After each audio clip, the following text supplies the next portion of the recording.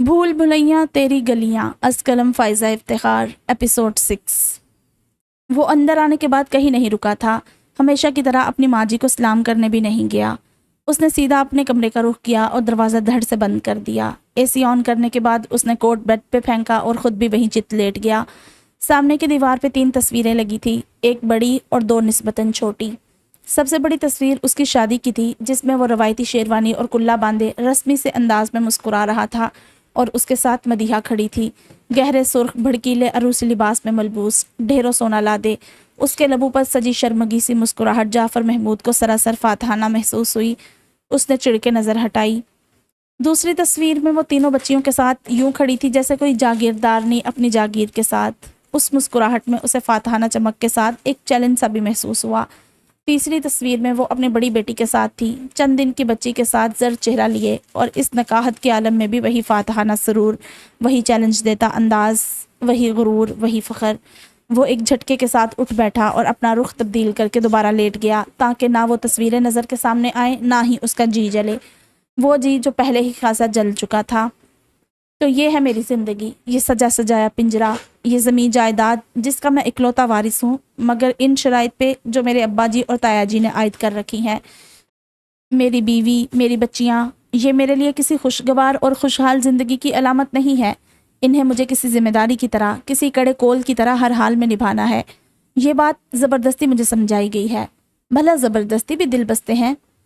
مدیحہ سے شادی کرتے وقت ہی ماں جی نے مجھے باور کروا دیا تھا کہ ہم تمہاری شادی نہیں کر رہے، تمہاری بڑی آپا کا مستقبل محفوظ کر رہے ہیں۔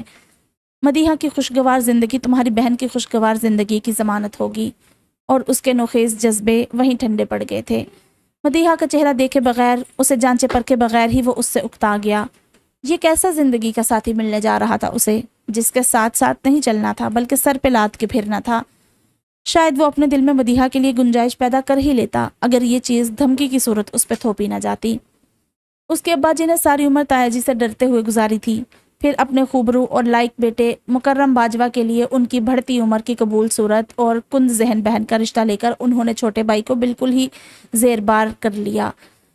اپنے باپ کی دیکھا دیکھی وہ بھی تایا اور پھر بہنوئی کے روب میں آ گیا۔ اس کی بہن سے شادی کرنے کے بعد وہ اپنے سالے والی پوزیشن سے اوپر نہیں ابھر سکا تھا، اسی لیے کسی بے زبان مویشی کی طرح ہنکاتا ہوا جب وہ اسے یہاں لایا تو وہ دم تک نہ مار سکا۔ آپ سیدھے یہیں آ گئے؟ جیسے بنا اس کی مرضی جانے وہ اس کی زندگی میں آئی تھی، اسی طرح بغیر اجازت کے کمرے میں بھی آ گئی۔ ماں جی پوچھ رہی تھی آپ کا۔ وہ خاموش ہی رہا۔ مدیحہ اس کے شوز اٹھا کے ایک جانب رکھنے کے بعد کوٹ ہینگ کرنے لگی۔ اس طرح آڑے ٹیڑے کیوں لیٹے ہیں؟ سیدھی طرح آرام سے لیٹیے، تکیہ دوں؟ اس کا دل تو بہت چاہا کہ چلا کے کہہ اٹھے، اب کیا میں اپنی مرضی سے لیٹ بھی نہیں سکتا؟ لیکن اس وقت ایک لفظ تک کہنے کو جی نہیں چاہ رہا تھا۔ اس کی خاموشی کو محسوس کرنے کے باوجود مدیحہ نے پیش قدمی ترک نہیں کی۔ اپنے گھر اور اپنے لوگوں میں آنے کے بعد وہ اپنے قدم اور بھی مضبوط محسوس کر رہی تھی۔ یہ لیجئے تکیہ۔ اس نے تکیہ آگے بڑھایا اور جعفر کی جانب سے کوئی رد عمل ظاہر نہ ہونے کے بعد خود اس کا سر دھیرے سے اٹھا کر تکیہ رکھنا چاہا۔ اس بار وہ خود پہ ضبط نہ کر سکا اور تکیہ اس کے ہاتھوں سے چھین کر دور پھینکا۔ پاپا؟ اسی وقت 8 سالہ تحریم اندر داخل ہوئی، تکیہ اس پہ جا لگا۔ تحریم، کیا ہوا؟ آنکھ میں لگا ہے؟ اگلی آواز مدیحہ کی تھی، جو تحریم کو آنکھ پہ ہاتھ رکھتے دیکھ کر اس کی جانب لپکی تھی، مگر اس سے پہلے جعفر اس تک پہنچ گیا۔ تحریم باپ کی طرح اونچے قد کاٹ کی تھی، اس کے باوجود اس نے بیٹی کو گود میں اٹھا لیا۔ سوری بیٹا، سوری میری جان، زور سے تو نہیں لگا؟ پاپا نے تکیہ آپ کو نہیں مارا تھا جانو؟ تو کیا ماما کو مارا تھا پاپا؟ اس کے سوال پہ وہ سن ہو گیا۔ ہم کھیل رہے تھے بیٹا، مدیحہ نے بات سنبھالی۔ جیسے میں اور تقدیس تطہیر کھیلتے ہیں، تکیوں اور کشنز کے ساتھ۔ جعفر نے اس کے ماتھے پر آئے بال پیچھے کیے۔ لیکن ماما، ہمیں تو آپ منع کرتی ہیں۔ اچھا، تو آپ دونوں بھی نوٹی ہو گئے ہیں۔ اس نے ہلکا سا کھنکتا ہوا قہقہ لگایا۔ جعفر کے لبوں پہ بھی مسکراہٹ پھیل گئی، اور ایسے میں وہ یہ نہ دیکھ سکا کہ اس کے پیچھے کھڑی مدیحہ کے چہرے پہ وہی مسکراہٹ تھی، وہی فاتحانہ اور فخر و غرور سے بھرپور مسکراہٹ جس میں کسی کو زیر کر لینے کی آسودگی تھی۔ زہ نصیب، زہ نصیب۔ منزہ کی آواز سنتے ہی مظہر کی ساری کلفت اور تکان دور ہو گئی۔ اب وہ بشاشت برے لہجے میں اس سے بات کر رہا تھا۔ آج میری جانم نے فون کرنے کی زحمت کیسے کر لی؟ آہستہ، آپ آفس میں بیٹھے ہیں۔ سویٹ ہارٹ، یہ میرا کیبن ہے، میرا پرائیویٹ اور پرسنل کیبن۔ یہاں بیٹھ کے میں اپنی بیوی سے ہر طرح کی پرائیویٹ اور پرسنل بات کر سکتا ہوں، کسی کو کیا اعتراض ہو سکتا ہے؟ میں بھائی جان کے ہاں سے فون کر رہی ہوں۔ جانتا ہوں۔ وہ کیسے؟ وہ حیران ہوئی، کچھ پریشان بھی کہ شاید اس کے میکے آنے کی خبر اس سے پہلے ساس صاحبہ نے اسے دی ہو، اور اگر انہوں نے فون کیا ہوگا تو پھر اور بھی بہت کچھ بتایا ہوگا، عسکر کی اچانک شادی اور رینا کی آمد کے متعلق بھی۔ وہ ایسے کہ اول تو اپنے گھر سے تمہیں کبھی فون کرنے کی توفیق نہیں ہوئی، یا یوں کہہ لو ہمت نہیں ہوئی، بہت ضروری کام کے لیے کر بھی لیا تو ڈرے ڈرے انداز میں 4 لفظ مجبوراً کہے اور ریسیور ٹھا۔ آپ کبھی سسرال میں رہے تو آپ کو پتہ چلے، وہ آہستگی سے اپنی مجبوری بیان کر گئی۔ خیر ہماری تو جناب بڑی عزت ہے اپنے سسرال میں، آپ ہی نکمی ٹھہری جو اپنی قدر نہ کروا سکی۔ ہم تو اپنی سسرال کی آنکھ کا تارا ہیں، سر پہ بٹھاتے ہیں وہ، اور خوب آؤ بھگت کرتے ہیں۔ اس کے اترانے پہ منزہ کو ہنسی آ گئی۔ تو آ رہے ہیں نا پھر آؤ بھگت کرانے؟ تم رات رک رہی ہو؟ جی، شاید کل کا دن اور رات بھی۔ خیریت؟ یہ اچانک پروگرام کیسے بنا؟ صبح تو تم نے ذکر نہیں کیا تھا۔ بس یوں ہی میرا دل چاہ رہا تھا، سوہا بھی ضد کر رہی تھی۔ سچ سچ بتاؤ، گھر میں تو کوئی بات نہیں ہوئی؟ کسی کے کچھ کہنے پہ تو تم گھر سے نہیں نکلی ہو؟ نہیں بھائی، میں سچ کہہ رہی ہوں، اور گھر میں پہلے بھی آئے دن کوئی نہ کوئی بات ہوتی رہتی ہے۔ کیا اس سے پہلے میں ناراض ہو کر گھر سے نکلی ہوں؟ اور آج تو امی کا موڈ بھی بہت اچھا تھا، اسی لیے انہوں نے بغیر کسی سوال جواب کے جانے کی اجازت دے دی۔ اس نے مصلحتاً سب اچھا ہے کی رپورٹ دی۔ حیرت کی بات یہ نہیں کہ انہوں نے اجازت دے دی، حیرت کی بات یہ ہے کہ تم نے اجازت مانگ لی۔ کہاں سے لائی اتنا حوصلہ؟ وہ مذاق اڑانے کے سے انداز میں کہہ رہا تھا۔ اچھا چھوڑیے یہ سب، سیدھے یہاں آ جائیے گا۔ سوہا کے لیے وہ چاکلیٹس ضرور لائیے گا جو آپ اکثر لاتے ہیں، یہاں کی مارکیٹ سے نہیں ملتی، بھائی جان گئے تھے لینے۔ ہاں ڈھیر ساری لے آؤں گا ایک ہی دفعہ۔ اتنی کیا کرنی ہے، گرمی میں پگھل جاتی ہیں، بس 2-3 کافی ہیں۔ یہاں بھی تو بچے ہیں، ایک ایک ان کو دے دینا، باقی فریج میں رکھ لینا۔ کافی دور ہے وہ شاپ جہاں سے میں یہ چاکلیٹس لاتا ہوں، پتہ نہیں دوبارہ جانا ہو سکے یا نہیں، ایک ہی بار سٹاک کر لینا۔ اچھا، وہ غائب دماغی سے سر ہلا بیٹھی، یہ وضاحت کچھ اوپر سے گزر گئی تھی۔ میں امی کو فون کر کے بتا دیتی ہوں کہ آپ آج گھر نہیں جائیں گے۔ اچھا، اللہ حافظ۔ تمہیں بہت جلدی ہے مجھے اللہ حافظ کرنے کی، وہ جھنجھلا کے بولا۔ ابھی میرا دل کر رہا ہے تم سے بات کرنے کو، یہاں تو ساس یا نند کی صورت میں تمہارے سر پہ کوئی تھانے دار مسلط نہیں ہے، پھر کیا جلدی ہے تمہیں؟ آپ کے کام کا حرج نہیں ہو رہا؟ آپ تو دیر تک آفس میں اسی لیے رکے ہیں نا کہ آج زیادہ کام ہے؟ ہاں کام زیادہ ہے اور وقت کم، میں اکتا گیا ہوں یار، مجھے نہیں لگتا کہ میں یہ مکمل کر پاؤں گا، وہ تھکا تھکا سا بولا۔ چلیں باقی کل کر لیجئے گا۔ تم بات کرو نا مجھ سے، اس کے لہجے میں عجیب سی تڑپ اور پیاس تھی۔ فون بند کریں گے تو یہاں سے نکلیں گے، اور نکلیں گے تو جلدی پہنچیں گے، باقی باتیں واپس آ کے کر لیجئے گا، کال خاصی لمبی ہو گئی ہے۔ دراصل اس وقت تم سے بات کر کے وہی لطف آ رہا ہے جو منگنی اور شادی کے دورانیے میں فون پہ چوری چھپے بات کرنے میں آتا تھا۔ ایسا لگ رہا ہے کیا وقت لوٹ آیا ہو، مجھے تھوڑی سی دیر اور اس وقت میں جی لینے دو مونا ڈارلنگ۔ اس کے بوجھل لہجے اور گہری سانسوں کے آگے وہ بے بس پڑ گئی اور خود بھی گئے وقت کی مہک میں کھو گئی۔ میں تمہیں بہت چاہتا ہوں مون، میں جانتی ہوں، کاش کہ تم سچ مچ جان سکو۔ آپ کچھ زیادہ ہی رومانٹک نہیں ہو رہے، اس نے ٹوکا۔ ایک بار مجھے آئی لو یو کہو نا، وہ سنی انسنی کرتا ہوا یہ فرمائش کر رہا تھا جس پہ وہ بے ساختہ مسکرا اٹھی۔ میں یہاں اکیلی نہیں۔ بہانے مت بناؤ، تم اکیلی ہو ورنہ اتنی دیر تک بات نہیں کرتی، بولو نا۔ نہیں۔ کیوں؟ بہت عجیب لگ رہا ہے۔ پہلی بار تو نہیں کہہ رہی۔ ہاں مگر فون پہ کبھی نہیں کہا، اور میں سننا چاہتا ہوں، ہر طرح سے سننا چاہتا ہوں، تمہیں سامنے بٹھا کے بہت بار سنا ہے، ایک بار فون پہ بھی کہہ دو پلیز، میری جان نہیں ہو۔ اف، کبھی کبھی بہت تنگ کرتے ہیں آپ۔ اچھا اب نہیں کروں گا، بس تم میری یہ فرمائش پوری کر دو۔ نہ آپ کبھی تنگ کرنے سے باز آئیں گے نہ فرمائش کرنے سے، پکا والا وعدہ، نہ آج کے بعد تنگ کروں گا نہ کوئی اور فرمائش کروں گا، بس یہ ایک آخری بار آئی لو یو، اس نے فوراً کہہ دیا، اور اس کے بعد پتہ نہیں کیا ہوا کہ کسی نئی نویلی دلہن کی طرح شرما کے ریسیور رکھ دیا۔ اس نے دونوں ہتھیلیوں سے اپنے رخسار چھوئے جو حدت سے تمتما رہے تھے۔ مظہر کی جانب سے ایسی وارفتگیاں معمول کی بات تھی، وہ اپنی محبت کے اظہار کے معاملے میں بہت فراخ دل تھا، لیکن آج آج کچھ خاص ہی بات تھی، معمول سے ہٹ کر۔ آج وہ اس حد سے بڑے التفات اور کھلم کھلا اظہار عشق سے چڑھنے کی بجائے ایک عجب سا سرور محسوس کر رہی تھی، ایک ایسا سرور جو دل کو کیف و انبساط دینے کے ساتھ ساتھ ہلکا سا گداز اور سوز بھی بخش دیتا ہے۔ شاید یہ واقعی اس گئے وقت کی یادوں کا اعجاز تھا جس میں محبت کے اولین دنوں میں وہ نوخیز دوشیزہ خود کو سراہتے جذبوں کی حکایتیں سن کر ایسے ہی شرم سے سرخ اور خوشی سے سرشار ہو جاتی تھی۔ وہ کمرے سے نکل کر کچن میں جانا چاہتی تھی تاکہ بھابھی کی مدد کرے جو اس کی اچانک آمد کی وجہ سے کچھ اہتمام کرنے میں مصروف ہو گئی تھی، لیکن اس کے نکلنے سے پہلے ہی فون کی گھنٹی دوبارہ بج اٹھی۔ ہیلو، مجھے اللہ حافظ کہے بغیر ہی فون رکھ دیا۔ دوسری جانب مظہر تھا۔ حد کرتے ہیں آپ، نہ ہی مجھ سے اپنے پیار کا جواب سنا۔ بیگم صاحبہ، لگتا ہے آپ کا دل بھر چکا ہے ہماری محبتوں سے۔ کیسی باتیں کرتے ہیں؟ وہ برا مان گئی۔ I love you, I love you, I love you, I love you. بس بس بس کیجئے، مجھے یقین آ گیا۔ کیا اب میں فون رکھ سکتی ہوں صاحب؟ تم سے اللہ حافظ سنے بغیر تو میں نہیں جانے والا۔ اللہ حافظ، فی امان اللہ، اللہ کے سپرد۔ اس کی تسلی کی خاطر وہ 3-4 بار کہہ گئی۔ ریسیور رکھنے کے بعد بھی دیر تک ایک آسودہ اور سرشار سی مسکراہٹ اس کے لبوں پہ سجی رہی۔ کیا بات ہے، لگتا ہے سیاں جی نے پھلجڑیاں چھوڑی ہیں۔ اس کے گل رنگ چہرے اور مسکراتے لبوں کو دیکھ کر ثنا بھابی نے چھیڑا۔ وہ خاصی بے تکلف تھی منزہ سے، شاید عمر کے کم فرق کی وجہ سے، ورنہ سائمہ بھابی سے تو احترام والا رشتہ تھا۔ وہ مسکرا کے سر جھٹک کے رہ گئی اور چپ چاپ ان کے آگے سے قیمہ اٹھا کر کوفتے بنانے لگی۔ مظہر نے پوچھا نہیں کہ اچانک پروگرام بنانے کی کیا وجہ تھی؟ میں نے ٹال دیا، اب اصل بات کیسے بتاتی؟ بھلا ہے تمہارا میاں جو آسانی سے ٹل جاتا ہے۔ وہ ہنس پڑی۔ ایک تمہارے بھائی صاحب ہیں جو بال کی کھال اتارنے کے ماہر ہیں۔ کم تو مظہر بھی نہیں، البتہ میرے ساتھ ان کا رویہ مختلف ہوتا ہے۔ میں تو خود حیران ہوتی ہوں بھابی، دوسروں کے لیے شعلہ بنے رہنے والا شخص میرے لیے شبنم کیسے بن جاتا ہے۔ میری کسی بھی بات پہ انہیں غصہ نہیں آتا۔ ماشاء اللہ کہو ماشاء اللہ، ثنا نے فوراً ٹوکا۔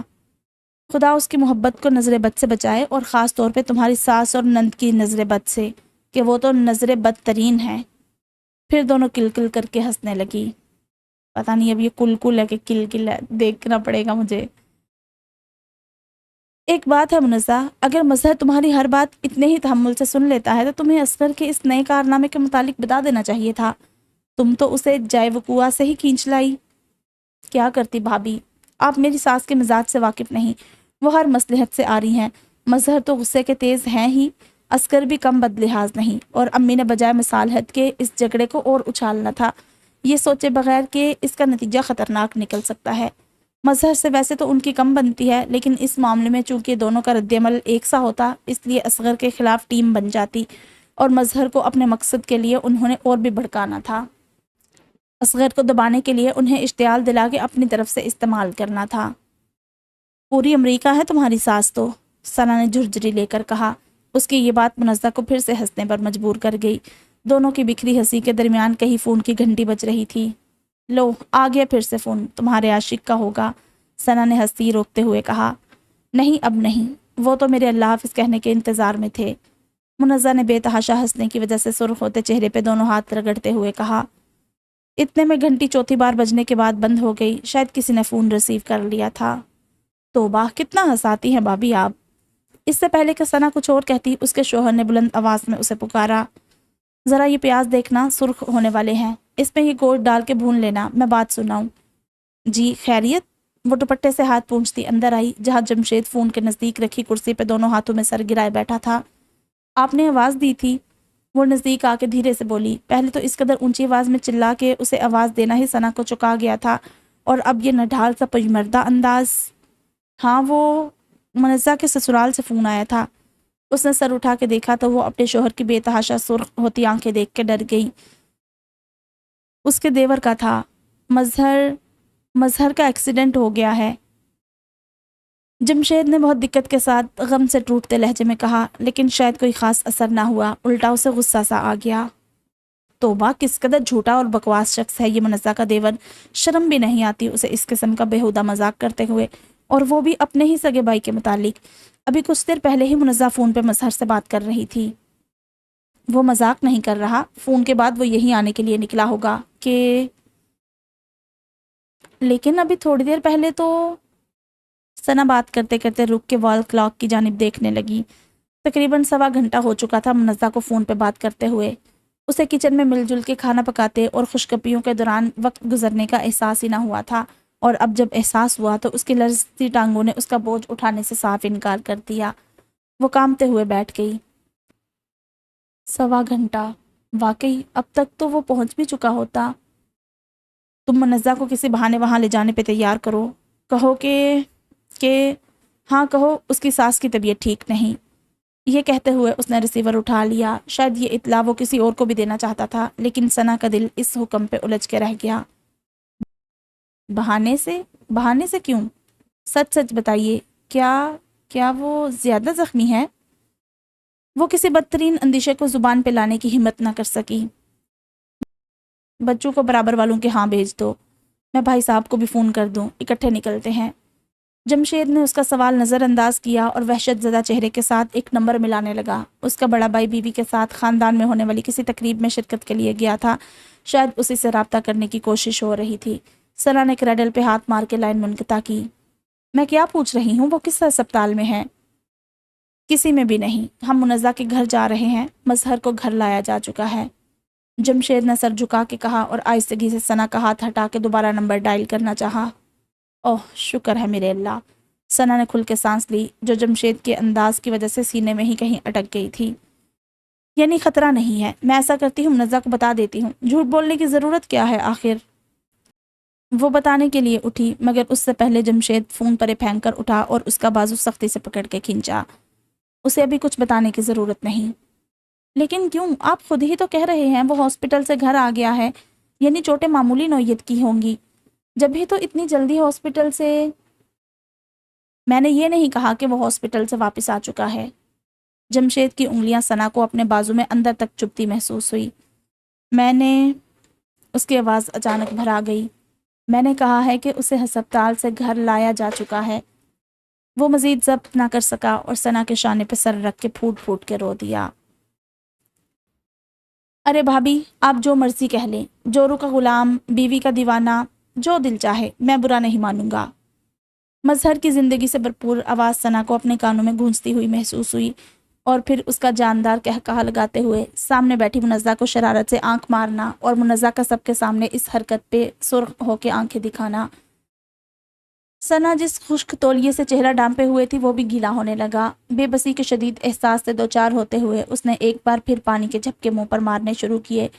वो इन रोई रोई आंखों के साथ मुनज़्ज़ा के सामने नहीं जाना चाहती थी, इसलिए पिछले 7-8 मिनट से वॉशरूम में बंद इन आंसुओं के निशान मिटाने की कोशिश कर रही थी, मगर हनूज नाकाम थी। उसने एक बार फिर आईने में अपना चेहरा देखना चाहा। आंखों में जो हल्की सी सुर्खी अब तक थी सो थी, मगर चेहरे पे दुख और अलम की ये निशान। मुनज़्ज़ा बच्ची तो नहीं जो समझ ना सके, लेकिन फ़िलहाल उसे लाइलम रखना भी ज़रूरी है, वरना उसे यहाँ से वहाँ ले जाना महाल हो जाएगा। न जाने क्या कर गुजरे। उसने ये सोच के होंठों पे हल्की सी मुस्कुराहट लाने की कोशिश की कि शायद इससे चेहरे पे बशाशत के थोड़े असरात नमूदार हो सके, मगर इस कोशिश में उसकी आंखों के गोशे फिर से भीगने लगे। सना जल्दी करो, जमशेद ने दरवाज़ा खटखटाते हुए भारी आवाज़ में हुक्म दिया। वो तौलिए से चेहरा खुश्क करती बाहर निकली। जमशेद अजीब वहशत ज़दा अंदाज में सामने खड़ा था। जमील भाईजान को खबर दे दी है, वो भाभी के साथ वहीं पहुंच रहे हैं। तुम मुनज़्ज़ा को लाओ, हमें भी फ़ौरन पहुंचना चाहिए। ऐसा करें आप जाएं, मैं और मुनज़्ज़ा। देखो सना, उसे पता तो चलना ही है, ज़्यादा देर करना मुनासिब नहीं है, तुम उसे ले आओ। लेकिन हम तीनों इकट्ठे जाएंगे तो उसके दिल में खटक पैदा हो जाएगी। वैसे भी वो मजहर के अब तक ना पहुंचने की वजह से तशवीश में मुब्तला हो चुकी है। मैंने अभी देखा है, फ़ोन के नज़दीक बैठी मुसलसल नंबर मिला रही है। खुदा न खास्ता उसे ज़रा सा भी शक हो गया तो उसे संभालना मुश्किल हो जाएगा। बेहतर है कि वहाँ जाके खुद ही उसे ये इत्तला देना हम में से किसी के लिए भी मुश्किल होगा।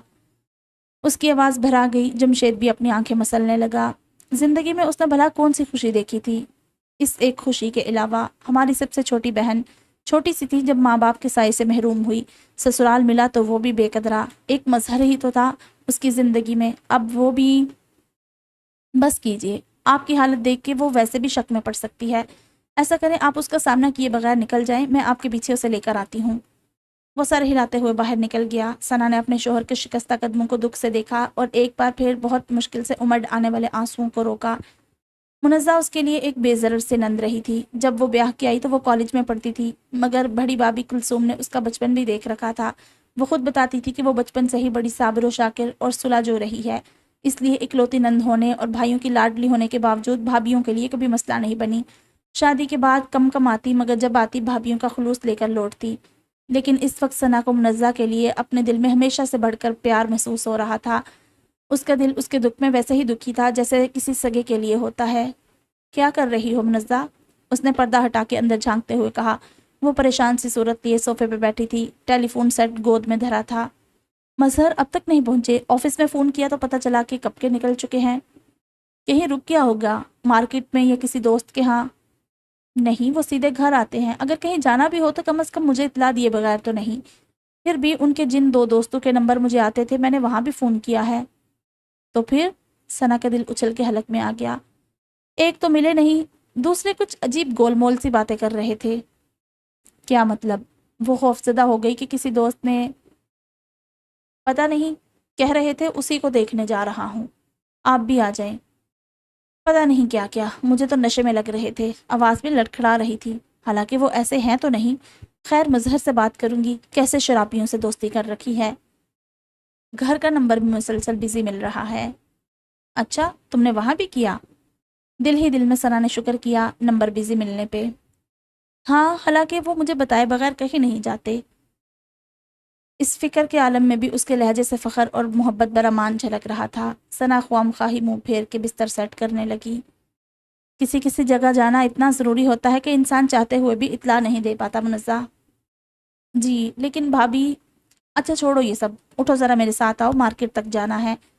وہ خود پہ قابو پا کے پلٹی۔ منزہ نے عجیب سی نظروں سے اسے دیکھا۔ میں کیسے جاؤں بھابھی؟ مظہر اب تک نہیں پہنچے اور ارے 5 منٹ کا کام ہے، یہ تمہارے بھائی جان بغیر بتائے نکل گئے، اب میں کس کے ساتھ جاؤں؟ بلکہ ایسا کرتے ہیں، مارکیٹ کے اس طرف تو تمہارا گھر ہے، وہاں بھی نظر مار آتے ہیں، شاید مظہر وہیں ہو۔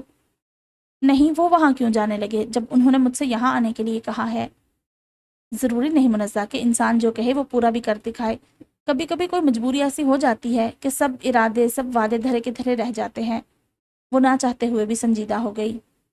ہو سکتا ہے تمہارے فون کے بعد تمہاری ساس نے فون کر دیا ہو اور تمہارے دیور والا سارا قصہ سنا دیا ہو اور مظہر سے رہا نہ گیا ہو اور وہ وہاں پہنچ گیا ہوگا۔ ہاں، یہ ہو سکتا ہے۔ وہ بے چینی سے کھڑی ہو گئی۔ پھر تو ہمیں فوراً وہاں پہنچنا چاہیے، کہیں حالات قابو سے باہر نہ ہو جائیں۔ مجھے دیکھ کے مظہر پھر بھی رک جاتے ہیں۔ وہ فوراً چادر اوڑھنے لگی۔ ثنا دکھ سے اسے دیکھتی رہ گئی۔ یہ مان، یہ استحقاق اب کس پہ جتاؤ گی منزہ؟ تمہاری ذات کو یہ غرور دینے والا اس بار تمہارے لیے رک نہ سکا، لیکن پتہ نہیں وہ کس دل سے گیا ہوگا تمہیں چھوڑ کر۔ منزہ کے کہنے کے باوجود اس نے سوہا کو اپنے بچوں کے ساتھ گھر پہ چھوڑ دیا۔ اپنے میکے فون کر کے وہ یہ خبر دے چکی تھی۔ سب کے سب منزہ کے گھر روانہ ہو چکے تھے اور ثنا کی خالہ یہاں بچوں کے پاس رکنے آ رہی تھی۔ ہائے میرا مظہر، میرے کلیجے کا ٹکڑا، میرا گھبرو سونا۔ نصرت کو غش پڑ رہے تھے اور وہ سینہ پیٹ پیٹ کر بین ڈال رہی تھی۔ اس کی چیخو پکار سن کر اپنے تو اپنے غیروں کو بھی آنکھیں بھر آ رہی تھی۔ وہ بار بار جھکتی اور دیوانہ وار مظہر کا چہرہ چومنے لگتی۔ ہائے کوئی صحرا لاؤ، میرے بیٹے کو صحرا باندھو، کوئی ہار لاؤ، اسے ہار ڈالو پھولوں کے۔ اسے بار بار اپنی وہ زیادتیاں یاد آتی جو وہ منزہ کی ضد میں مظہر کے ساتھ کر گزرتی تھی۔ وہ ساری تلخیاں، ساری جھڑپیں، اور وہ زور زور سے اپنا سر پیٹنے لگتی۔ مجھے پتا ہوتا مظہر تو نے ماں سے اتنا سخت ناراض ہو جانا ہے، ہمیشہ کے لیے چلے جانا ہے، تو میں کبھی تجھے کچھ نہ کہتی، ذرا ناراض نہ کرتی۔ ماں صدقے شہزادے، ماں کو معاف کر دے، میرے کلیجے کی ٹھنڈ، واپس آ جا۔ اب تجھے کچھ نہیں کہتی، کچھ نہیں کہتی، اللہ پاک کی قسم، بس تو ایک بار واپس آ جا۔ امی، امی، ہوش کرو۔ شمیم نے بمشکل اس کے بازو قابو کر کے مزید سینہ کوبی سے باز رکھنے کی کوشش کی۔ نصرت، اب تیرا بیٹا نہیں آنے والا، تیرا کوئی وعدہ، کوئی قسم اسے نہیں لا سکتی۔ ایک اور رشتہ دار عورت نے اسے بابر کروایا۔ اس طرح بین ڈال ڈال کے اسے تکلیف مت دو، اس کا آخری سفر آسان کرو، دعا کرو اس کی مغفرت کے لیے، اس کی بخشش کے لیے۔ یہ ایک اور خاتون تھی جو ذرا معقول مشورہ دے رہی تھی، مگر شمیم کو اس اندوہناک سانحے پہ اس معقولیت کا مظاہرہ ذرا نہ بھایا۔ وہ الٹا ان خاتون کے پیچھے پڑ گئی۔ خالہ، ہمارا بھائی بڑا نیک تھا، بخشا ہوا، اس نے کون سے گناہ کیے تھے جو ہم بخشش کروانے بیٹھے؟ اب ہم روئیں بھی نہ۔ جس کا دل پھٹا ہو وہی جانتا ہے کیسے آنسو روکنا مشکل ہوتا ہے۔ میری ماں نے اپنا سب سے بڑا، سب سے لائق، سب سے پیارا بیٹا کھویا ہے، وہ کیسے صبر کرے؟ وہ زاروں زار روتے ہوئے چلا رہی تھی۔ ایک اور عورت نے پہلی خاتون کو ہاتھ دبا کے خاموش رہنے کا اشارہ کیا۔ وہ بھی سرد آہ بھر کے خاموش بیٹھ گئی۔ اس کی بیوی نہیں پہنچی اب تک؟ کسی نے پوچھا۔ آ رہی ہوگی بد نصیب، نصرت نے ایک اور ماتمی چیخ ماری۔ وہاں بیٹھی منزہ کی بڑی بابی کلثوم اپنی والدہ کی گود میں سر چھپا کے بلک پڑی۔ اسے کیا پتا کہ اس کے سرکس آئیں، اس کا شوہر اسے اس جوان عمر میں کیسا روگ لگا کے گیا ہے۔ شمیم نے روتے روتے حیرت سے اپنی ماں کو دیکھا جو اس وقت ڈرامہ بالکل نہیں کر رہی تھی اور زندگی میں پہلی بار وہ منزہ کے لیے کوئی ہمدردانہ جملہ کہہ رہی تھی۔ ہائے مظہر، تو اس کی ساری باتیں مانتا تھا، جو وہ کہتی تھی کرتا تھا۔ مجھے بڑا غصہ آتا تھا تیری اس حرکت پہ، لیکن ماں صدقے تو اسی کی خاطر رک جاتا، اس کی بات مان لیتا۔ تو نے تو اس کا خیال بھی نہ کیا، اپنی ذرا سی بچی کے لیے بھی نہ سوچا، کیا بنے گا ان دونوں کا؟ اللہ کی ذات صبر دینے والی ہے بہن۔ انہیں معقول خاتون سے ایک بار پھر رہا نہ گیا اس واویلے پہ۔ وہی سب کا پالنے والا ہے، بس دعا کرو اللہ انہیں صبر دے۔ شمیم نے ایک بار پھر کڑی نظروں سے اسے دیکھا۔ یہ کون ہے؟ کسی نے شمیم کو ٹھوکا دے کر پوچھا۔ نصرت نے بھی نظر اٹھائی۔ وہ رینا تھی جو اپنا دلہن کا لباس تبدیل کر کے، زیور اتار کے، میک اپ صاف کر کے اب اپنے کمرے سے برآمد ہوئی تھی۔ سادہ سے موتیا رنگ کے شلوار قمیض میں دھلے ہوئے چہرے کے ساتھ وہ بہت معمولی شکل و صورت کی لگ رہی تھی۔ یہ ہے وہ پچھل پیری، وہ منحوس۔ ادھر اس نے اپنے سبز قدم میرے گھر میں رکھے، ادھر میرے گھر میں دریاں بچھ گئی۔ وہ جو نڈھال اور آدموئی سی بیٹے کے نزدیک بیٹھی تھی، کسی بپھری ہوئی شیرنی کی طرح لپکی اور زمین پہ سوگوار انداز میں بیٹھی رینا پہ جھپٹی۔ اس کے نحوست کھا گئی میرے بیٹے کو، ایسی ٹکر ماری بس والے نے کہ اگلا سانس بھی نہ لے سکا بد نصیب۔ یہ کھا گئی میرے گھر کی خوشیاں۔ وہ دونوں ہاتھوں سے اسے پیٹنے لگی۔ اصغر، رینا نے دونوں ہاتھوں سے اپنا بچاؤ کرتے ہوئے اصغر کو مدد کے لیے بلایا۔ وہ بڑے ٹوٹے ہوئے انداز میں گھر کے باہر مختلف انتظامات میں مصروف تھا۔ دل تھا کہ بڑے بھائی کی اس اچانک اور افسوسناک موت پہ پھٹا جا رہا تھا، مگر وہ ہمت کا مظاہرہ کرتے ہوئے سب کام دیکھ رہا تھا کہ اس کا باپ تو مظہر کی ڈیڈ باڈی گھر آتے ہی غش کھا کے گر پڑا تھا اور اس وقت اس کے دوست انہیں ہاسپٹل لے کر گئے ہوئے تھے۔ وہ اپنے ایک دوسرے دوست کو قبرستان کے لیے ہدایات دے رہا تھا جب اندر سے عجیب سا شور اٹھا۔ اس نے خاص دھیان نہ دیا کہ وقفے وقفے سے اس کی ماں کے بین بلند ہو رہے تھے، لیکن رینا کی آواز اور پھر اصغر اصغر کی پکار نے اسے پلٹ کر اندر بھاگنے پہ مجبور کر دیا۔ وہ 50 عورتوں کے درمیان نصرت کے ہاتھوں بری طرح پٹ رہی تھی۔ کئی عورتیں نصرت کو روکنے کی کوشش کر رہی تھی، مگر وہ بری طرح بفری ہوئی تھی اور دکیل دکیل کے انہیں پرے کر رہی تھی۔ امی کیا ہو گیا ہے؟ وہ پیچھے سے آ کے اس کے ساتھ چمٹ گیا اور دونوں ہاتھ مضبوطی سے پکڑ لیے۔ وہ اصغر، اسے کہاں سے لے آیا؟ اپنے بھائی کی موت کو؟ امی، بھائی کی اتنی ہی زندگی تھی، وہ اتنی ہی لکھوا کے لایا تھا۔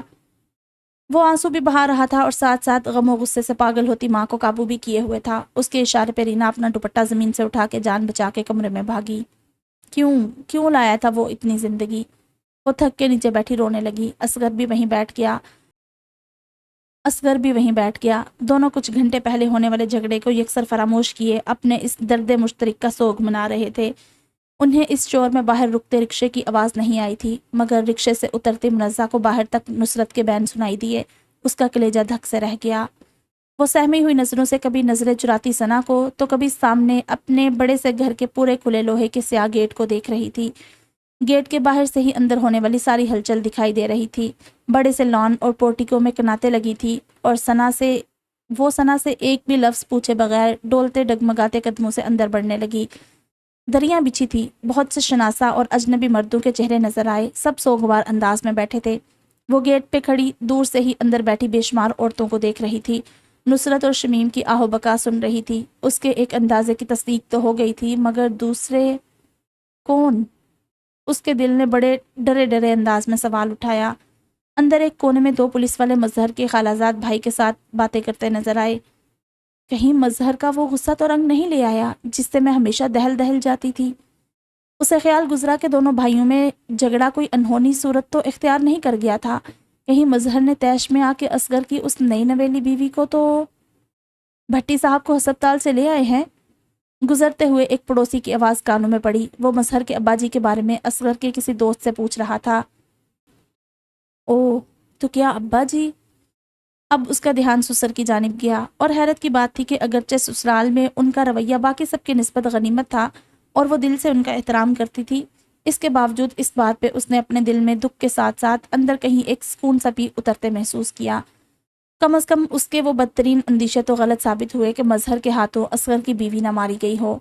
اس کے ساتھ ہی اس نے اپنے دل کو اس بے حسی اور خود غرضی کے مظاہرے پہ ڈانٹا۔ اپنے سسر کی صورت اس کی آنکھوں میں پھر گئی۔ بھابی یہ کیا ہو گیا؟ ابا جی تو بھلے چنگے تھے۔ مرکزی دروازے تک پہنچتے پہنچتے اس نے پلٹ کر دکھ اور بے یقینی سے ثنا کو دیکھا جو کب سے روکے آنسو کھل کے بہا رہی تھی۔ منزہ کے آنسو بھی بے اختیار ہو گئے۔ اب اس کے قدموں میں تیزی آ گئی۔ امی، اندر داخل ہوتے ہی اس نے لونج میں عورتوں کے ہجوم کے درمیان لٹے پٹے انداز میں بیٹھی نصرت کو دیکھا۔ اس وقت اس عورت کے چہرے پہ اتنے گہرے دکھ تھے کہ منزہ پل میں اس کی ساری زیادتیاں، سارے مظالم بھول گئی۔ بے اختیار اس کا دل چاہا کہ بھاگ کے اس سے لپٹ جائے اور اسے تسلی دے، کوئی دلاسا دے۔ شمیم بھی سوگوار انداز میں چارپائی کے پائے پر سر رکھے نظر آئی تھی جس پہ سفید چادر اور گلاب کی پتیوں سے ڈھکا وجود رکھا تھا۔ وہ ثنا سے اپنا بازو چھڑاتے ہوئے آگے بڑھی۔ امی یہ کیا ہو گیا؟ ہائے میری بچی، ہم برباد ہو گئے۔ نصرت نے اسے دیکھ کے دونوں بازو بلند کیے۔ اصغر جو اب تک ماں کی گود میں سر رکھے آنسو بہا رہا تھا اٹھ کے بھابھی کو دیکھنے لگا جو رو رہی تھی، غم زدہ اور اداس بھی لگ رہی تھی، مگر وہ سب اسے نظر نہ آیا جس کی توقع تھی اور جس کا ڈر تھا۔ اس نے سوالیہ نظروں سے ذرا دور کھڑی ثنا کی جانب دیکھا۔ وہ لب کچلتے ہوئے نفی میں سر ہلانے لگی۔ اصغر ایک سرد آہ بھر کے ماں سے الگ ہو کے سوچنے لگا، یہ کڑا مرحلہ ابھی باقی ہے۔ دوسری جانب منزہ نصرت کے گلے لگتے ہی جھجک سی گئی۔ وہ والہانہ اسے چوم رہی تھی اور اسے سینے سے لگا لگا کے دھاڑے مار رہی تھی۔ منزہ کے لیے اس کا یہ روپ باعث حیرت تھا۔ بس کرو نصرت، اپنی بہو کو ہی دیکھ لو کتنے صبر اور حوصلے سے کام لے رہی ہے، انہی خاتون نے ایک بار پھر کہا۔ اور کیا، تمہارا دکھ بھی کم بڑا نہیں، مگر اس کے آگے تو ساری زندگی پڑی ہے۔ منزہ یہ تبصرہ سن کے الجھ گئی اور ٹکر ٹکر سب کا چہرہ دیکھنے لگی۔ اب اس نے غور کیا کہ کلثوم بھابی جو خاندان کی کسی تقریب میں شرکت کرنے گئی ہوئی تھی وہ بھی نظر آ رہی تھی۔ نہ صرف وہ بلکہ ان کے میکے سے بھی سب پہلے سے موجود تھے۔ ثنا بھابی کے میکے والے بھی موجود تھے، خود اس کی اپنی سگی خالہ اور چچی بھی بیٹھی تھی۔ کلثوم بھابی ان کی نظروں کی تاب نہ لا کے منہ ڈھانپ کے رونے لگی۔ منزہ جس نے کچھ دیر قبل وہاں کھڑے کھڑے ان گنت اندازے لگا لیے تھے اب بالکل گنگ تھی۔ اس کا ذہن جیسے بالکل معوف ہو چکا تھا، کچھ بھی سوچنے اور سمجھنے کی صلاحیت سے یکسر محروم۔ مظہر وہ اب تک نہیں آئے؟ بہت دیر بعد وہ اٹک اٹک کے اصغر سے پوچھنے لگی۔ انہیں تو اطلاع دے دی ہوگی، وہ سوال کر رہی تھی۔ کئی عورتوں نے تعجب سے اسے دیکھا، کئی کے نگاہوں میں ترحم اور ہمدردی تھی۔ سب کے چہروں کے عجیب و غریب تاثرات دیکھتی ہوئی اچانک اس کی نظریں دروازے کی جانب اٹھ گئی۔ اصغر کے ایک دوست اور اس کے بھائی جمشید کا سہارا لے کر اندر آتے ہوئے وہ اس کے سسر تھے۔ اس کی آنکھیں پھٹنے کے قریب ہو گئی۔ جمشید نے بہن کو دیکھ کے سر جھکا لیا تھا۔ منزہ نے پلٹ کے چارپائی پہ ابدی نیند سوئے وجود کو دیکھا۔ اصغر نے اسے پکڑنا چاہا مگر وہ اٹھ کے پل بھر میں یہ 6-7 قدموں کا فاصلہ طے کر چکی تھی۔ اس نے کپ کپاتے ہاتھوں سے سفید چادر کا کونا الٹا۔ مظہر! اس کی دلدوز چیخ وہاں موجود سینکڑوں لوگوں کا سینہ چیر گئی۔ اپنے کمرے میں موجود رینا دل ہی دل میں پیچ و تاب کھاتے ہوئے ٹہل رہی تھی۔ آج تیسرا دن تھا۔ اس نے اصغر کی ہدایت پہ کمرے سے جھانک کے نہیں دیکھا تھا۔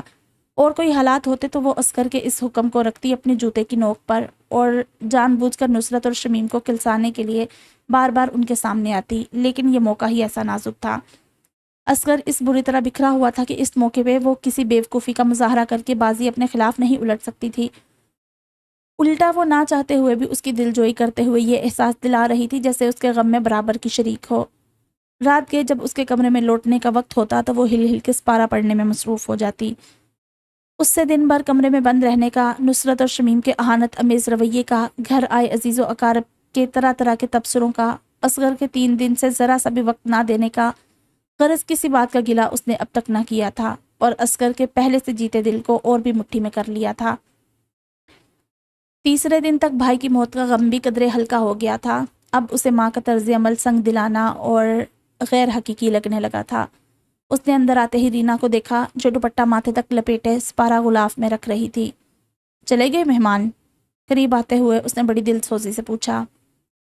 ہاں، وہ تھکا تھکا سا بیٹھ گیا۔ یوں تو 3 دن سے تعزیت کے لیے آنے والوں کا تانتا بندہ ہوا تھا، لیکن جو رشتہ دار پچھلے 3 دنوں سے یہیں رہ رہے تھے وہ بھی ایک ایک کر کے جا چکے تھے۔ ہر وقت سسکیوں آہو بکا سے لرزتی دیواروں والا یہ 2 منزلہ گھر ایک دم سنسان مگر سوگوار سا سکوت لیے نظر آ رہا تھا۔ امی کا غصہ کچھ کم ہوا؟ وہ چپ رہا۔ میں جاؤں ان کے پاس سر تڑوانے؟ ایسے کب تک چوروں کی طرح اندر چھپی رہوں؟ اب تو مجھے بھی لگنے لگا ہے جیسے بھائی جان کی موت میری وجہ سے ہوئی ہے، وہ رکت امیز لہجے میں کہہ رہی تھی۔ 3 دن سے وہ اصغر کے آنسو پونچھ رہی تھی، اب بہا رہی تھی تو اصغر بھلا کیسے برداشت کرتا؟ کیسی باتیں کر رہی ہو رینا؟ مظہر کا جانا واقعی قیامت سے کم نہیں، لیکن یہ تقدیر میں لکھا تھا، اس میں تمہارا کیا قصور؟ اگر تم مجھے یوں ہی چھپا چھپا کے رکھتے رہے تو مجھے ایسا ہی لگے گا، بلکہ دوسروں کو بھی لگے گا، سب مجھے مجرم سمجھیں گے۔ ہاں مجھے اندازہ ہے، لیکن اس وقت گھر کی بات ہے اصغر، اور امی کون سا غیر ہیں، بزرگ ہیں میری ماں کی جگہ، اور پھر ایسے وقت میں ان کی ذہنی حالت بھی ٹھیک نہیں، وہ کچھ کہہ لیں گی، ماریں گی، تب بھی میں برا نہیں مانوں گی۔ وہ یقین دلا رہی تھی مگر اصغر بے یقین تھا، اسے اپنی ماں سے رینا کی پہلی ملاقات یاد آ رہی تھی، وہ نصرت کو خاصی بھاری پڑی تھی۔ یاد نہیں اس دن 70 عورتوں کے سامنے انہوں نے مجھے ادھیڑ کے رکھ دیا تھا مگر میں نے اف تک نہیں کی تھی؟ رینا نے اس دن کا حوالہ دیا۔ اصغر کچھ یقین لے آیا۔ واقعی تمہارا ظرف بہت بڑا ہے، بہت حوصلہ ہے تم میں۔ یہ ظرف اور حوصلے کی نہیں، محبت کی بات ہے اصغر جی۔ اس کے اندر کی طوائف انگڑائی لے کر بیدار ہوئی اور اپنے مطلب کے لیے اس پر نثار ہونے لگی۔ مجھے امی کے پاس جانے دیجیے، اب تو مہمان بھی چلے گئے، وہ میرے ساتھ جو بھی کریں گی میں سہ لوں گی، کون ہے دیکھنے والا، گھر کی بات گھر میں ہی رہے گی، لیکن کم از کم ان کے دل کا سارا غبار تو نکل جائے گا۔ تم کتنی اچھی ہو رینا، وہ اس کے ہاتھ تھام کے عقیدت سے چومنے لگا۔ اچھے تو آپ ہیں اصغر جی، جو مجھے اس گھر کی عزت بنا کے لائے اور مجھے پیار کے ساتھ ساتھ عزت اور اعتبار بھی دیا۔ اس گھر کے سکون کی خاطر تو میں کچھ بھی کر گزروں گی۔ وہ نیک بیویوں کی طرح دوپٹہ سر پہ اوڑے کمرے سے نکلی، مگر نصرت کے کمرے تک پہنچتے پہنچتے اس کی چال میں تنتنا آ چکا تھا۔ دوپٹے کا پلو ایک جھٹکے سے اس نے پیچھے پھینکا اور زور سے دروازہ کھولا۔ شمیم نصرت کو دوا کھلانے کے بعد سہارا دے کر بستر پر لٹا رہی تھی۔ دونوں اس کی اس اچانک اور دھماکے دار آمد پر حیران ہو کے اسے دیکھنے لگی۔ شمیم نے گردن گھما کے وال کلاک کی سمت دیکھا، رات کے 1:30 بج رہے تھے۔ تیری ہمت کیسے ہوئی میرے کمرے میں گھسنے کی؟ یہ تیرے کسی یار کا کمرہ نہیں ہے جہاں دندناتی ہوئی گھسائی ہے۔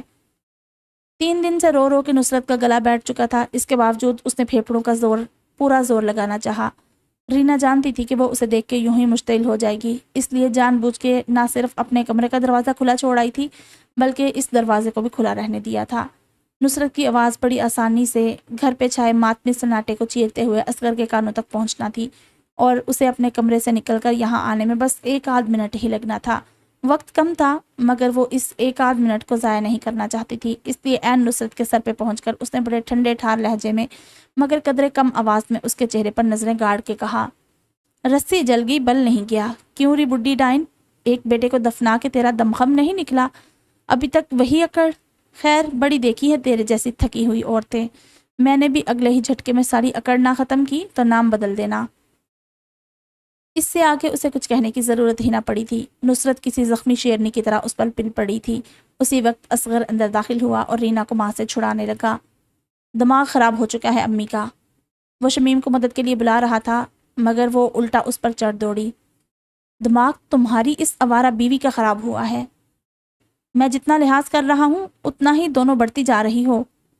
اس نے ایک جھٹکے سے رینا کو نصرت سے الگ کیا اور دھکا دے کر ماں کو بستر پر گرانے کے بعد سسکتی ہوئی رینا کو بازو میں بھر لیا۔ وہ بھی کسی زخمی چڑیا کی طرح اس کے سینے سے لگی ہچکیاں لے رہی تھی۔ بستر پہ گرنے کے انداز میں بیٹھی نصرت پھٹی پھٹی آنکھوں سے اس کی یہ ڈرامے بازی دیکھ رہی تھی۔ منزہ یہ شور سن کے اپنے کمرے کے دروازے تک آئی مگر صورتحال کا اندازہ کرنے پہ وہیں رکی رہی۔ اس کے پیچھے ثنا تھی جو آج رات اس کے پاس رک رہی تھی، پچھلی 2 راتیں کلثوم بھابی نے اس کے ساتھ گزاری تھی۔ 3 دنوں سے جینا عذاب کر رکھا ہے تم دونوں نے۔ ٹھیک ہے مظہر جوان موت مر گیا، مجھے بھی اکلوتے بائی کا غم ہے، مگر میں یہ غم دوسروں پہ نہیں نکالتا پھر رہا۔ اس بیچاری کا کیا قصور ہے جو اسے منٹ منٹ بعد پیٹ ڈالتی ہو؟ کتنے دنوں سے کمروں میں چوروں کی طرح قید ہے، یہ سب دکھانے کے لیے میں اسے یہاں لایا تھا؟ نہیں، تو اسے ماں کو ذلیل کروانے لایا تھا۔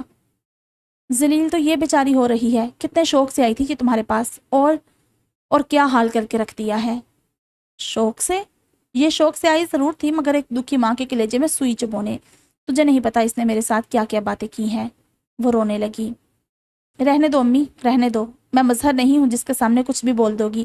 1 منٹ پہلے تو یہ نکلی تھی اپنے کمرے سے، 1 منٹ میں اس نے کون سے تیر مار دیے ہیں؟ امی صحیح کہہ رہی ہیں اصغر، یہ ذلیل۔ شمیم نے گواہی دینا چاہی مگر اصغر نے اسے بری طرح ڈپٹ کے رکھ دیا۔ تو منہ ہی نہ کھول تو اچھا ہے، یہ تو ہی ہے ماں کو نئی نئی باتیں سکھانے والی، ورنہ امی تو مظہر کے غم میں چور بیٹھی تھی، تیری پڑھائی پٹی میں آ کے یہ نیا ڈرامہ کھیلا گیا ہے۔ وہ اسی طرح رینا کو سینے سے لگائے لگائے کمرے سے نکلا۔ اس نے بالکل سامنے کھلے دروازے پر کھڑی منزہ اور اس کی بھابھی کی جانب آنکھ اٹھا کے بھی نہ دیکھا تھا، البتہ وہ دونوں دیکھ چکی تھی کہ کیسے نکلتے ہوئے رینا نے پلٹ کے نصرت اور شمیم کو فاتحانہ مسکراہٹ سے نوازا تھا۔ ثنا نے تعجب سے کچھ جتاتے ہوئے منزہ کو دیکھا، وہ بے دلی سے شانے اچکا کے رہ گئی اور ایک گہری تھکی ہوئی سانس لے کر دروازہ بند کر دیا۔ یہ کس قسم کی عورت کو گھر لے آیا ہے تمہارا دیور؟ ثنا نے اس کے برابر بیڈ پر بیٹھتے ہوئے اچنبے سے پوچھا۔ منزہ کوئی بھی جواب دیے بغیر بیڈ شیٹ کے بڑے بڑے نیلے پھولوں پر انگلیاں پھیرتی رہی۔ کل سے شاید ہی اس کے ہونٹوں سے کوئی لفظ ادا ہوا ہو۔ وہ سکتے کی کیفیت میں نہیں تھی مگر اس کی گویائی جیسے بولنے کی چاہ کھو بیٹھی تھی۔ کل سے وہ اسی گمسم کیفیت میں کسی معمول کی طرح چل پھر رہی تھی، اور اس سے پہلے کا دن، یہ تو خود اسے بھی یاد نہیں تھا کہ کیسا گزرا تھا۔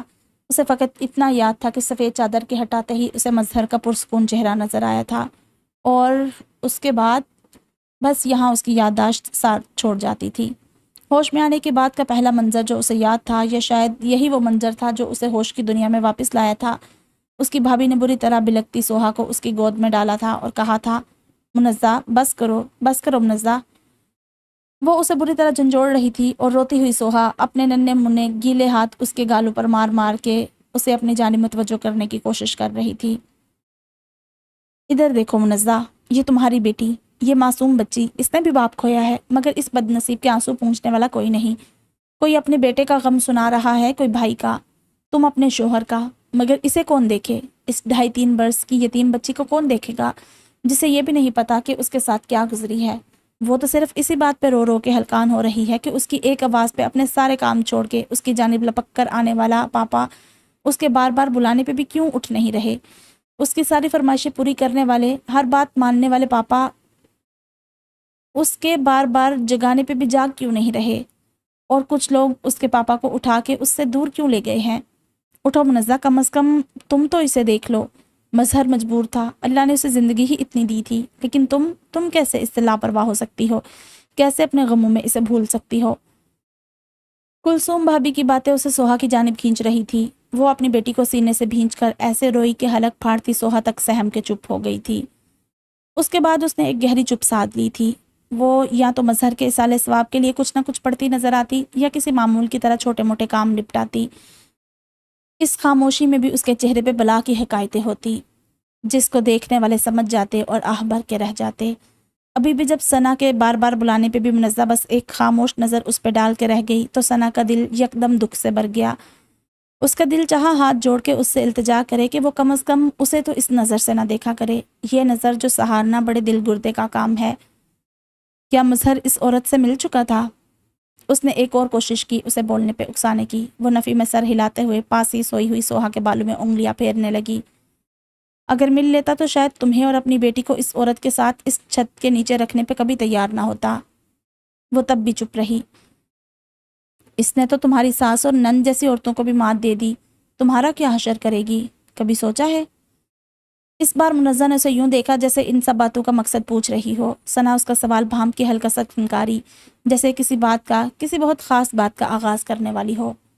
منزہ، میرا بلکہ تمہارے بھائیوں کا بھی، ہم سب کا خیال ہے کہ مظہر کے بعد اب تمہارا یہاں رہنا کسی بھی طرح مناسب نہیں ہے۔ وہ تڑپ کے اٹھ بیٹھی اور گھائل نظروں سے اسے دیکھنے لگی۔ ثنا اس کے ہاتھ پہ اپنا ہاتھ کا محبت بھرا دباؤ ڈالتے ہوئے گویا ہوئی، گھبراؤ مت، ہم جانتے ہیں ابھی تمہارا جانا ذرا معیوب لگے گا، ابھی ہم تمہیں نہیں لے جا رہے، کم از کم مظہر کے چہلم تک یا پھر اپنی عدت پوری کرنے تک تو تمہیں یہیں رہنا ہوگا۔ منزہ نے اپنے کانوں پر ہاتھ رکھ لیے۔ مظہر کے حوالے سے کل، تدفین، چہلم اور عدت جیسے الفاظ گزشتہ 3 دنوں سے اسے مسلسل تکلیف دے رہے تھے۔ پہلے سے اس لیے بتا رہی ہوں تاکہ تم ذہنی طور پر تیار رہو، یہ تمہارا گھر نہیں ہے منزہ، سسرال وغیرہ کچھ نہیں ہوتا، ایک شوہر کا رشتہ ہوتا ہے جو سب سے باندھ کے رکھتا ہے، سارے سسرالی رشتے اس سے وابستہ ہوتے ہیں، اور جب وہی نہ رہے تو ہاں، جہاں پیار، محبت، خلوص اور ہمدردی ہو وہاں بھی گزارا ہو جاتا ہے، جبکہ اس کے مکین ان اوصاف سے قطعاً آری ہے، اور سب سے بڑھ کے یہ آوارہ عورت، یہ تو تمہیں کھا جائے گی۔ منزہ، اس لیے اب خود کو یہاں سے جانے کے لیے آمادہ کرنا شروع کر دو، یہی تمہارے اور تمہاری بچی کے حق میں بہتر ہوگا۔ منزہ بغیر کچھ کہے بت کی مانند بیٹھی رہی۔ ثنا تو 2-3 کروٹیں بدلنے کے بعد سو گئی، مگر اس کی نیندیں تو 3 راتوں سے روٹھی ہوئی تھی۔ اب اس کی باتوں سے اسے اپنی رہی سہی زندگی بھی روٹتی نظر آنے لگی۔ میں اب کبھی مظہر سے مل نہیں سکتی، کبھی اسے دیکھ نہیں پاؤں گی۔ ابھی تک میں اس حقیقت کو تسلیم کرنے میں ہی کامیاب نہیں ہو سکی، اور آپ مجھے ان دیواروں سے، اس گھر سے بھی دور کرنا چاہتی ہیں۔ کیا اب میں یہ سب کبھی نہیں دیکھ پاؤں گی؟ یہ سب جو مجھے مظہر کی یاد دلاتا ہے، مجھے یہ احساس دلاتا ہے کہ مظہر نہیں ہے، مگر اس کا سب کچھ اب بھی میرے پاس ہے، میرے ارد گرد۔ یہ الماری جس میں اس کے کپڑے ٹنگے ہیں، یہ آئینہ جس میں اس کا عکس رہ گیا ہے، یہ کنگھا جو روز اس کے بالوں کو سنوارتا تھا، یہ تولیہ جو اس کے بدن کی نمی جذب کرتا تھا، یہ رومال جو اس کے پسینے سے مہک رہے ہیں، یہ تکیہ، یہ چادر، یہ کمبل، یہ چشمہ، یہ کرسی، یہ سب میں نہیں دیکھ سکوں گی۔ آنسو ٹپ ٹپ اس کی گود میں گرنے لگے۔ اسے لگا آج مظہر کی وفات کے تیسرے دن بہت سی موتیں اکٹھی ہو گئی ہیں، وہ ان سب کا ماتم کر رہی تھی۔ کیا آج کے بعد مجھے اجنبی چھت کے نیچے، اجنبی دیواروں کے درمیان، اجنبی چیزوں کے ساتھ جینا ہوگا؟ نہیں، میں ایسا نہیں ہونے دوں گی۔ اس نے ایک عزم کے ساتھ اپنے آنسو پونچھے۔ مظہر کو روکنا میرے اختیار میں نہیں تھا، لیکن اس کی یادوں کے ساتھ، اس کی نشانیوں کے ساتھ جینا میرے اپنے اختیار میں ہے۔ میں اس سے کبھی محروم نہیں ہوں گی۔ کافی عرصے بعد پروین سراج الدین کے ساتھ شاپنگ کے لیے نکلی تھی، ورنہ وہ اکیلی ہی جایا کرتی، یا جب ساجدہ زندہ تھی تب اس کے ساتھ بازار جانے میں بھی مزہ آیا کرتا تھا۔ رخشندہ کا مزاج ایسا تھا کہ وہ خود ہی الگ تھلگ رہنا پسند کرتی تھی۔ اسے اپنے ساتھ بازار جانے کی دعوت دیتے ہوئے پروین خود ہی جھجک جاتی۔ اتنے سالوں کے ساتھ نے بھی دونوں میں دیورانی جٹھانی والا دوستانہ رشتہ پیدا نہ ہونے دیا تھا، حالانکہ اس عرصے میں دونوں کے مابین ہلکی سی تلخ کلامی کی نوبت بھی نہیں آئی تھی۔ آج جب بچوں کے اصرار پہ وہ انہیں جوائے لینڈ لے کے آئے اور پروین کے ایک بار کہنے پہ ہی صنعتی نمائش کا ایک چکر لگا لینے پہ راضی ہو گئے، تو پروین کی تو سمجھو دلی مراد بھر آئی۔ اس کے گھر سے صنعتی نمائش خاصی دور پڑتی تھی، اکیلے آنے کا حوصلہ نہ پڑتا تھا۔ جوائے لینڈ کا پروگرام بنتے ہی اس نے ٹھان لیا تھا کہ وہ اس کے بالکل ساتھ ہی لگی نمائش میں ضرور جائے گی۔ سراج الدین کا موڈ بھی کبھی کبھار ہی اچھا ہوتا تھا، اتفاق سے آج بھی تھا۔ بچوں نے جوائے لینڈ میں جی بھر کے تھکایا بھی تھا، اس کے باوجود اب تک بیزار نہ ہوئے تھے۔ معراج کے چاروں بچے بھی ہمراہ تھے، اور وسیع تو خیر ہر وقت ساتھ ہوتا تھا۔ یہ دیکھے، ان ٹراؤزرز کے ساتھ یہ شرٹس اچھی لگیں گی؟ اس نے سراج سے رائے لینا چاہی۔ پہلے وہ بے رغبتی سے سرسری نظر ڈالتے ہوئے اس بات پہ سر ہلا گئے، پھر کچھ خیال آنے پہ آہستہ سے کہنے لگے، حسن اور حسان کے لیے لے رہی ہو؟ نہیں، وسیع کے لیے بھی لے رہی ہوں، تینوں کے 2-2 سوٹ لے لیتی ہوں۔ رضا اور عمیر بھی ساتھ ہیں، برا لگے گا اگر… ٹھیک ہے، میں 5 کا ایک سوٹ لے لیتی ہوں۔ پروین نے ان کی بات مکمل ہونے سے پہلے ہی کہہ دیا، اور سیلز مین سے رضا اور عمیر کے سائز بھی نکلوانے لگی۔ اور چچی ہمارے لیے؟ سمرا نے لاڈ سے کہا، اگلے سٹال پہ بڑے پیارے سندھی اور بلوچی ڈریسز ہیں، وہ دیکھتی ہوں تمہارے اور حمدہ کے لیے۔ پروین نے مسکراتے ہوئے اس کے گال تھپ تھپائے۔ اسے سمرا سے خاص انس تھا، وہ تھی ہی پیار کے قابل، سب سے گھل مل جانے والی، سب کا خیال رکھنے والی، رخشندہ سے بالکل مختلف مزاج کی۔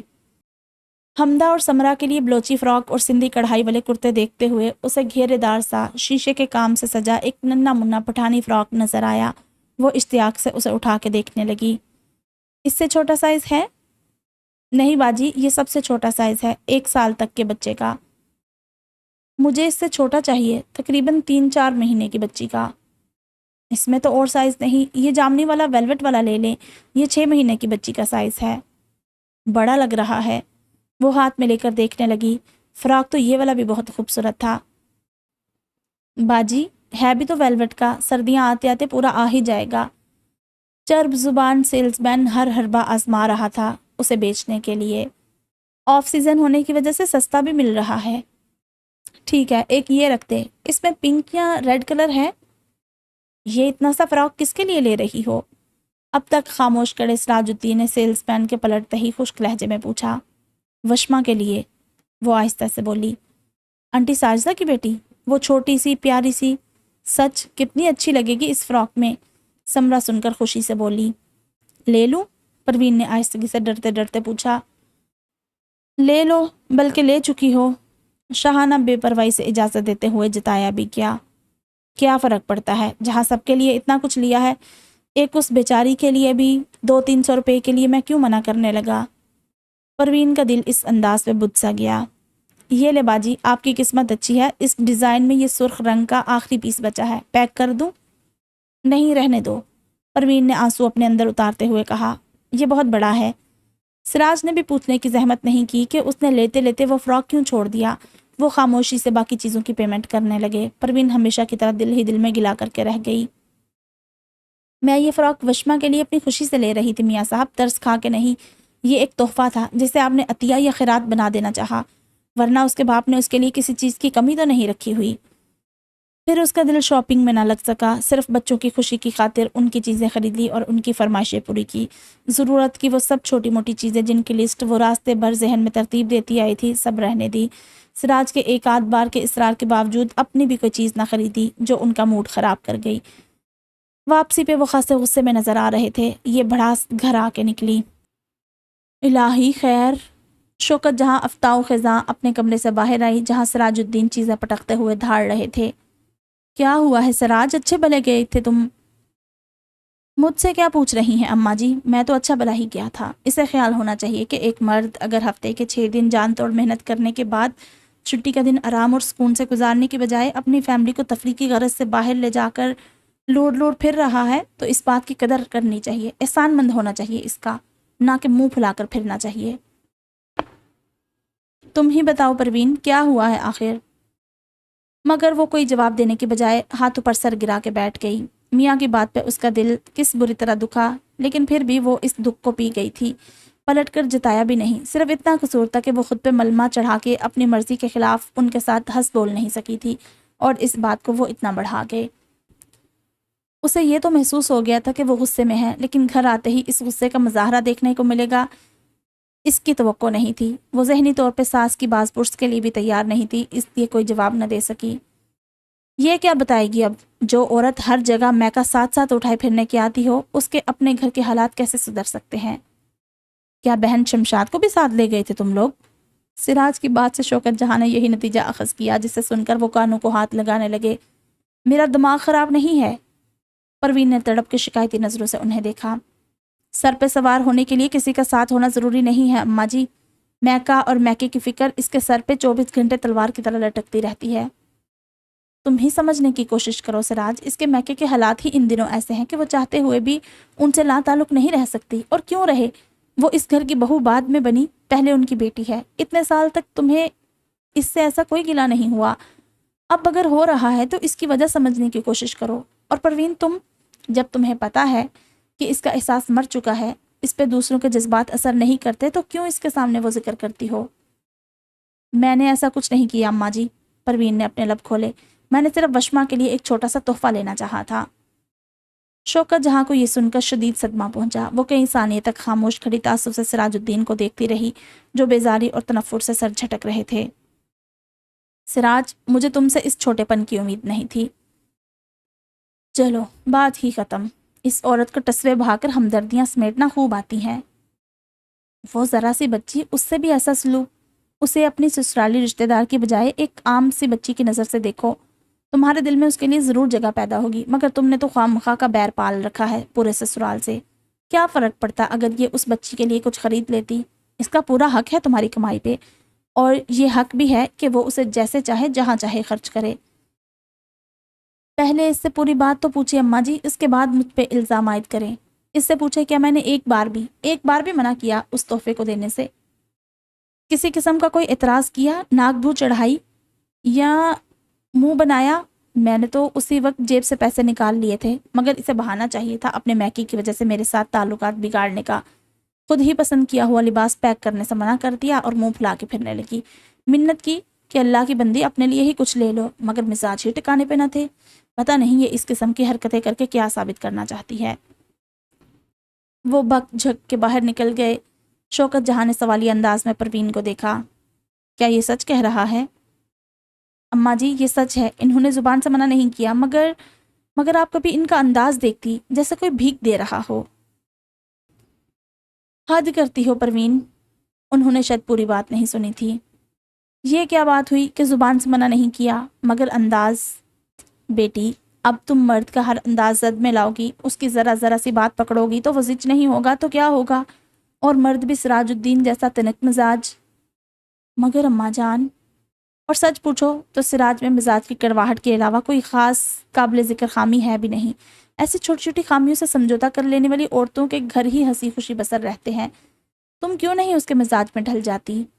جواباً پروین ایک طویل آہ بھر کے رہ گئی، جیسے اپنے سمجھوتوں اور مزاج کی بے بسی کی تفصیل بتانے سے قاصر ہو۔ وہ دل کا برا نہیں ہے، بس اپنی مرضی اور مزاج کے خلاف کچھ ہوتا دیکھ نہیں سکتا۔ احتیاط کیا کرو، تمہارے ہی حق میں بہتر ہے۔ کتنی احتیاط کروں اماں جی؟ میں ان کے سامنے اپنے گھر والوں میں سے کسی کا ذکر نہ بھی کروں، صرف ان کے ہونے کا احساس ہی میاں صاحب کا پارا ہائی کر دیتا ہے۔ خیر ایسا ہمیشہ سے تو نہیں تھا، تمہارے بھائی نوید سے تو خاصا دوستانہ رہا ہے۔ شوکت جہاں نے اس کا یہ الزام قطعی بے بنیاد قرار دیتے ہوئے جھٹلایا، اور اب انہی کی معصوم بے ضرر سی بچی سے خواہ مخواہ کا انات پالے بیٹھے ہیں۔ وہ چڑھ کے بولی تو شوکت جہاں نے بغور اس کا جھنجھلایا ہوا چہرہ دیکھا۔ وہ ان کا بہت لحاظ کرتی تھی، اس سے پہلے اس نے کبھی اتنی حجت نہیں کی تھی۔ انہوں نے بھی اپنی عزت اپنے ہاتھ والے سنہری اصول کو یاد کرتے ہوئے اس بلا وجہ کی بحث کو سمیٹنے کا ارادہ کیا۔ برا مت ماننا بیٹی، اسے اس بچی سے دشمنی کیوں ہونے لگی؟ ہاں چڑ ضرور ہو سکتی ہے، وہ بھی شاید تمہارے رویے کی وجہ سے، ورنہ گھر میں اور بھی بچے ہیں اس کے اپنے سگے بچوں کے علاوہ، میں نے اسے کبھی کسی بچے کے ساتھ سختی سے پیش آتے نہیں دیکھا۔ وہ اٹھنے لگی، مبادا یہ بحث تلخی نہ اختیار کر جائے، جس کا خدشہ انہیں محسوس ہو رہا تھا کہ پروین کے جواب پہ رک گئی۔ اگر ان کا رویہ سب کے ساتھ ایک ہی جیسا ہوتا تو یہ گلہ میرے دل میں جگہ بناتا ہی کیوں؟ میں اسے ان کے مزاج کا حصہ تسلیم کر لیتی، لیکن باقی سب کے ساتھ اتنا مشفقانہ رویہ اور وشما کا نام آتے ہی… بیٹی بات کڑوی ضرور ہے مگر ہے سچ۔ نہ چاہتے ہوئے بھی وہ یہ آخری بات کرنے رک گئی۔ وہ اس کے اپنے سگے بہن بھائیوں کے بچے ہیں، اس کا اپنا خون، ان کے لیے جو محبت اس کے دل میں ہے وہ کسی اور کے لیے پیدا ہو ہی نہیں سکتی۔ اس قدرتی امر کو سنگ دلی یا بے حسی کا نام دینا درست نہیں۔ وہ چلی گئی اپنی دانست میں بحث ختم کر کے، مگر پروین کے ذہن میں کلبلاتے سوال اب بھی اسی طرح موجود تھے۔ اور یہی قدرتی احساس اگر میرے دل میں، کسی بھی عورت کے دل میں ہوتا، تب اسے کیا نام دیا جاتا؟ عورت کے لیے یہ ضروری کیوں سمجھا جاتا ہے کہ وہ سگے رشتوں کو، خون کے رشتوں کو پس پشت ڈال کے ان رشتوں کو سر آنکھوں پہ بٹھائے جو کبھی اس کے نہیں ہو سکتے؟ جیسے اماں جی، جن کو میں نے ہمیشہ اپنی ماں سے بڑھ کے پایا، لیکن آخر تو وہ اپنے بیٹے کی ہی ماں نکلی۔ اف، بہت ہیوی تھی یہ ایپیسوڈ۔ اور جب میں یہ پڑھ رہی تھی وہ سارا مظہر والا قصہ، تو کتنی دفعہ کیا بلکہ وہ پورا سین پڑھتے ہوئے ہی میرے رونگٹے ایسے کھڑے تھے، اور جب وہ مظہر کی ماں رو رہی تھی میرے تو خود آنسو آ گئے تھے وہ پڑھتے ہوئے، بہت دکھ ہوا وہ پڑھ کے۔ اور مظہر کا میں نے یہ ایکسپیکٹ نہیں کیا تھا، میں نے زیادہ سے زیادہ بولا کیا ایکسپیکٹ کیا تھا جب وہ بار بار کہتے تھے کہ اب وہ اس کی دیورانی بھی آ گئی ہے، میں نے کہا شاید مظہر کو وہ اپنی طرف کر لے، سم ہاؤ مظہر کسی دوسری عورت کی طرف اٹریکٹ ہو جائے، کیونکہ ایک دو جملہ ایسے جو ہم نے پچھلی کہانی پڑھی اس میں کچھ تھوڑا سا انہوں نے ہنٹ دیا تھا کہ کچھ تو ہوگا مظہر کو، مطلب مظہر کے ساتھ، یعنی منزہ اور مظہر کی ریلیشن شپ تھوڑی چینج ہوگی، ایسا کچھ نہ کچھ ایک دو دفعہ ایسی کوئی لائن آ گئی جس سے مجھے آئیڈیا تھا کہ کچھ نہ کچھ تو ہوگا۔ اور مجھے یہ تھا کہ یا تو وہ اس طرف ہو جائے گا اپنی دیورانی، مطلب اپنی بھابھی کی طرف، یا اسے دیکھ کے کچھ تھوڑا سا، یعنی کچھ مجھے نا کھٹکتا تو تھا، لیکن یہ نہیں پتا تھا کہ مظہر ایسے چلا ہی جائے گا اندر سے، کہانی سے بالکل ختم ہی ہو جائے گا۔ اب تو مجھے یہ لگنا شروع ہو گیا کہ وہ نوید ٹھیکیدار جو ہے اس سے منزہ کی شادی، پتہ نہیں یہ ہوگی یا نہیں، یہ کیا ہوگا، کچھ سمجھ نہیں آ رہا، کیونکہ ابھی ایسے ہی لگ رہا ہے، کیونکہ مجھے ایسا لگتا ہے کہ پروین اس کو اپنے گھر نہیں لے کے آئے گی بلکہ ادھر ہی شادی کروائے گی، کیونکہ اس کا میاں تو بھائی اپنے سسرال میں سے کسی کا نام تک نہیں سننا چاہتا، سراج الدین۔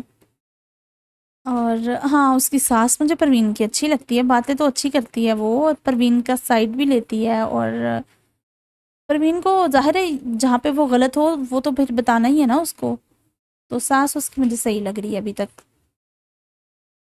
اوف، چلیں ٹھیک ہے پھر، جلد ہی ملیں گے نئی ایپیسوڈ کے ساتھ، تب تک آپ اپنا بہت سارا خیال رکھیں، اللہ حافظ۔